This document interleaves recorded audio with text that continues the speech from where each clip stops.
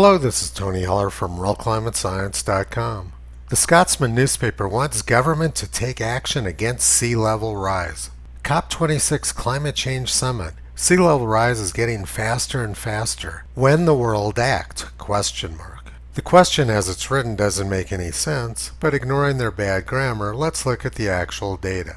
Sea level in Scotland is only a few millimeters higher than it was 150 years ago. And it's a little bit lower now than it was in 1988 when James Hansen started the global warming scare before Congress. It doesn't really look like the Scotsman needs to be worried about sea level. I had the good fortune to visit the Aberdeenshire coast 5 years ago.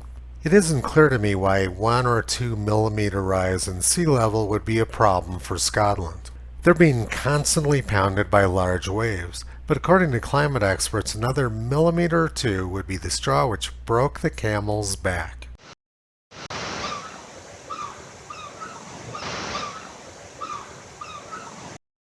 To be fair, the land in Scotland has been rising a little bit since the end of the last ice age. So let's look at what's going on with sea level at New York City, where the land is sinking rather than rising. Sea level rise rates in New York have been lower than any of the forecasts made by climate scientists.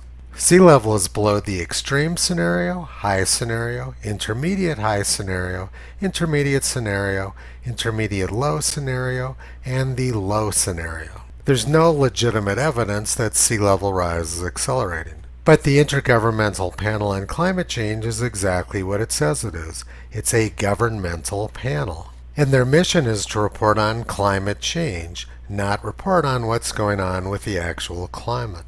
Nothing in this article from the Scotsman makes any sense, but the most ridiculous thing is the idea that government can act against sea level. 1,000 years ago, many people shared the same superstition that government can control sea level. So King Knut took his subjects down to the seashore to demonstrate to them that government does not control the levels of the sea. Unfortunately, though, 1,000 years later, we don't have leaders who are as intelligent as King Canoe was. Toto has been pulling back the curtain on this clown show for the past 13 years. You can visit him, Kyrie, and Caesar on the web at realclimatescience.com.